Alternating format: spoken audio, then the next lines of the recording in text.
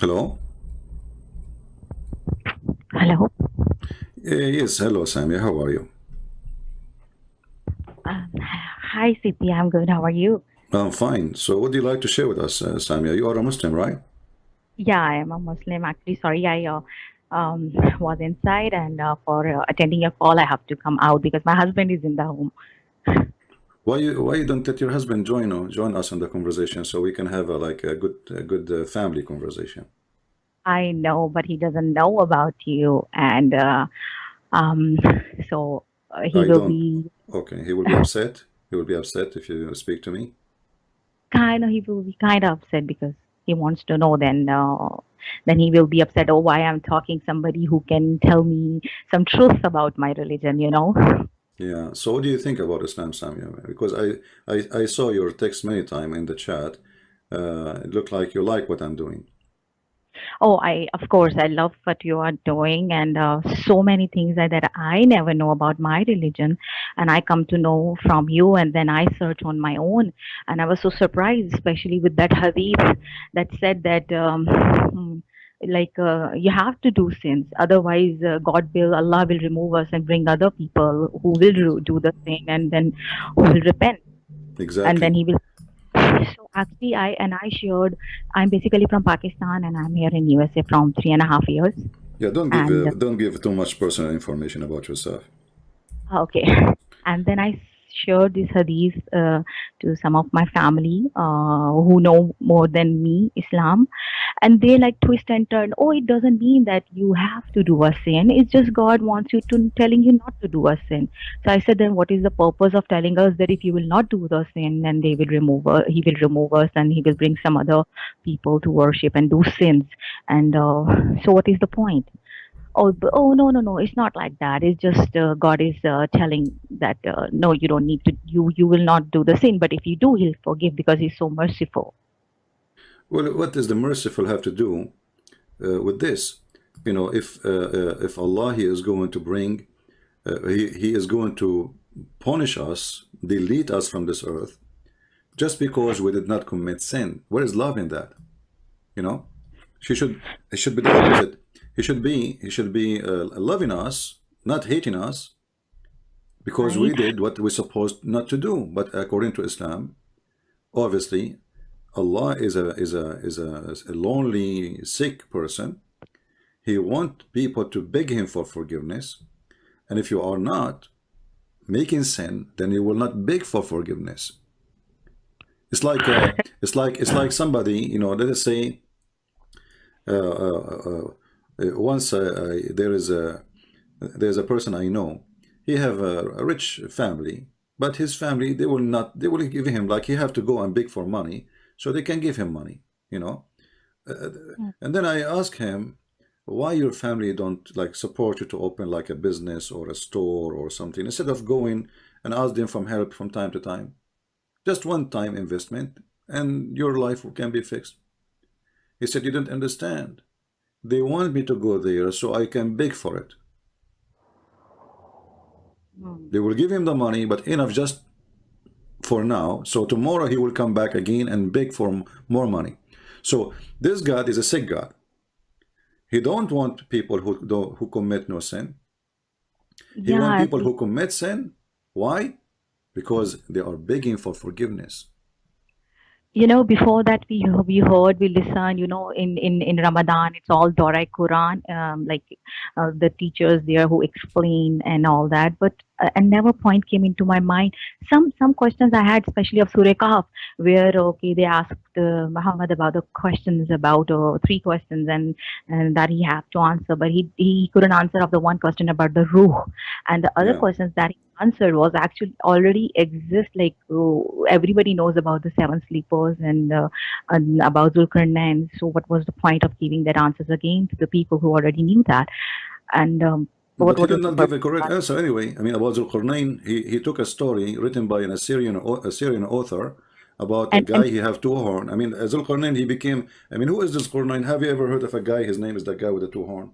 Is he a man? I didn't I didn't know about it before when I heard Robert Christian the detail about this, Yeah. and I was actually curious. I was that question is in my mind from a long time, and no Muslim will answer this question. And some of the teachers that I know, if I'll ask some questions, oh, they said it doesn't matter because you're not doing that in your life. Yeah. So what is the Everything is point of? religion. Everything is religion is wrong. I want to ask you, you as a lady, as a married Hmm. woman, uh, Hmm. how, you know, like when you see the Quran speaking about if a man he wished to exchange his wife with other wife, what do you feel about that? Of course, I don't like this point, and the husband is like so happy and so okay to know. No, look, I have a permission. You don't have a permission. I have a permission. So I said, okay, but this hurts. I will never in my life, if I'm in your life as your wife, I'll never allow another woman to come in your life. But he says, oh, so, but you will not allow, but Allah allow us. Right. So you cannot allow anything anyway. He just will throw Yeah. you and he exchange it. And actually, you don't even need to divorce you. He can have second one and third one and fourth one. And when one of you get older, the oldest one, he throw her away and he get the new, brand new wife. So women in Islam is nothing but a property. So how you think about your marriage now in the future then? Because you, as long your husband is saying Allah he allow it, so maybe he is thinking to exchange you sooner or later. Mm, he's a nice person. He loves me. He's a So nice I person. don't. Okay, I'm not going to go there then. All right.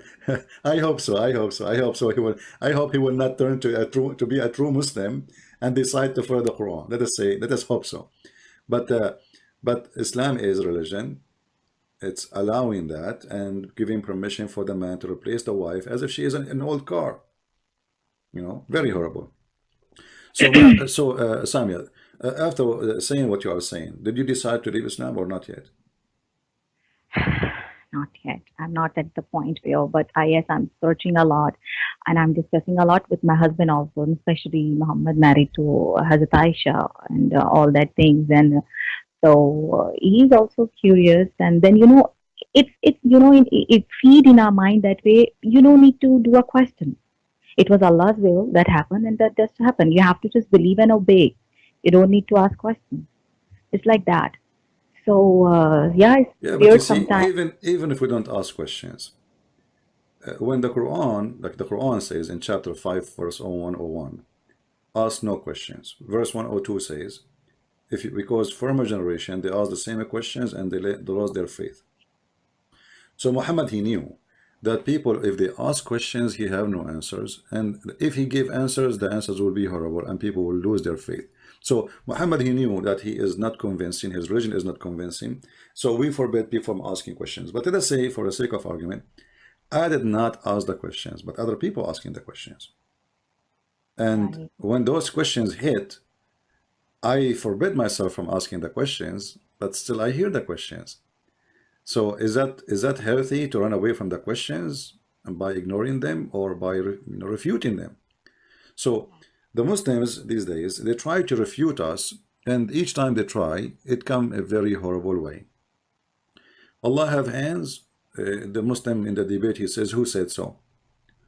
But other Muslims in YouTube, all of them, they are saying Allah have hands, Allah have feet. So the Muslims, in order to refute the questions, they go in denial mood, but they don't really refute. They do mockery of a person who's asking the questions, hoping by doing mockery he will retreat, and we are going to bully you. You know, the bully culture. We bully the person, and then the person he give up, he stop asking those questions. But those questions are always going to be exist, and nobody can stop them. You mentioned the ruh. When a prophet of God, people ask him about the spirit, and then supposedly he received the answer from his God. Mm. And then the answer, Allah knows best. What kind of answer this answer? Remember, we are asking the one who is connected now and he is receiving revelation from God.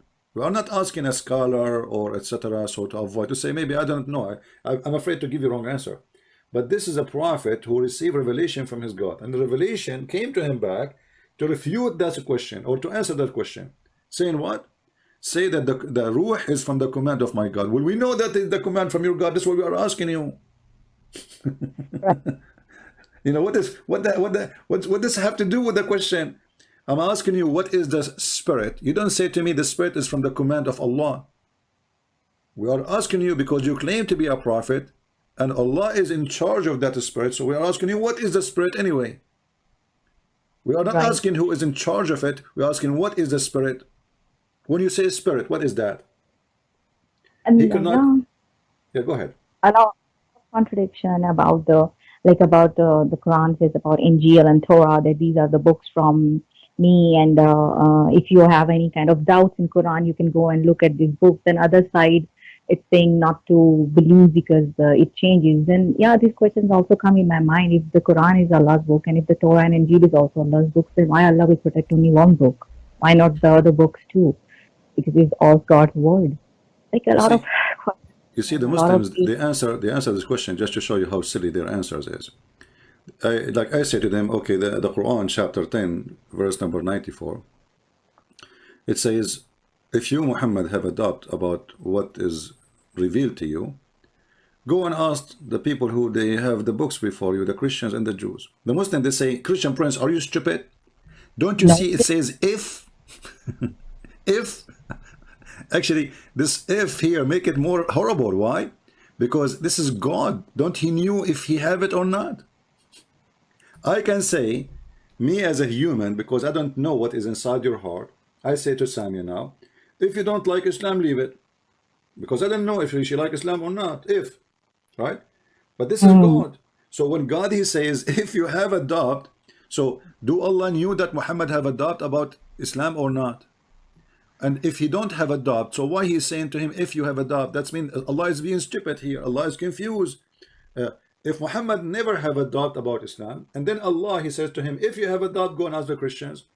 So this if is a stupid, because the guy, he don't have it according to Muslims. So do he have it or not? So either he have it, and Allah trying to help him says, go and ask the Christian and the Jews, or he don't have it, and then Allah is a stupid because he is saying to him, or making assumption that you have it, and he don't. But here by saying if, that's mean the God himself, he do not know if Muhammad have such a thing or not.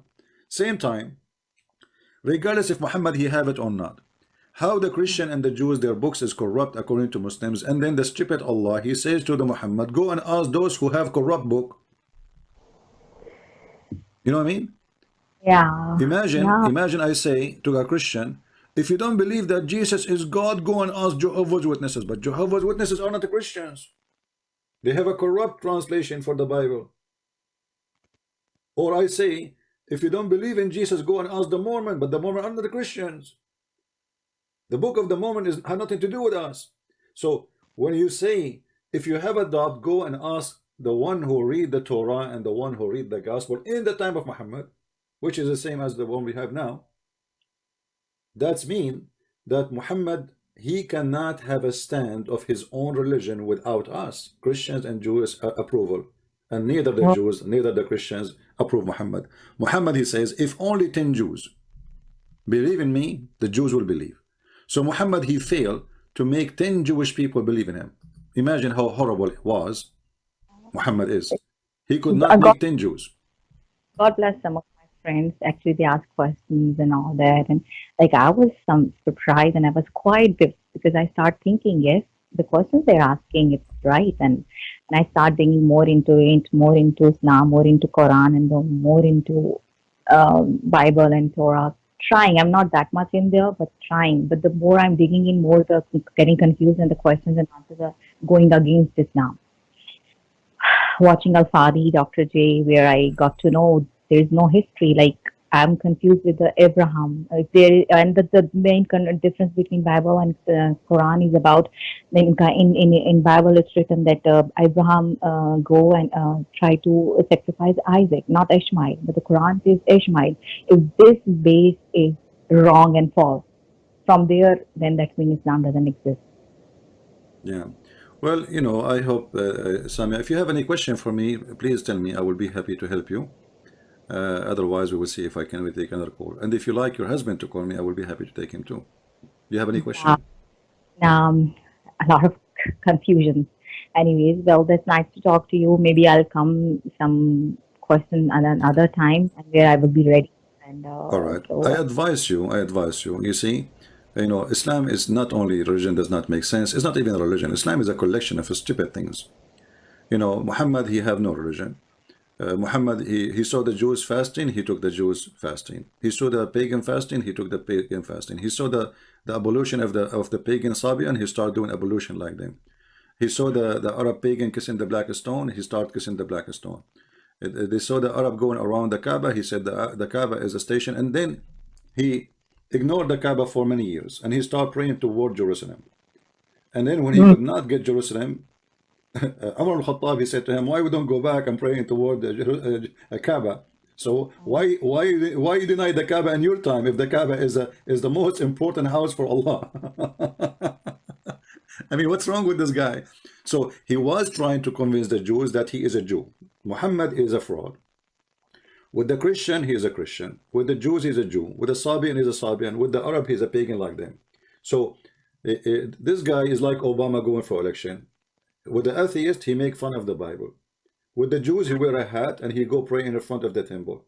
With the Christian, he hold the Bible and he read verses. And with the gays and lesbian, he is a he support them. So Muhammad is not a person who can stand for anything because he have no stand. He was just desperate trying to make people believe in him, and this is why he promised even the Sabian who worship stars that they will go to heaven. I mean, what is the connection between the Sabian and the Jews and the Christian and the Muslims?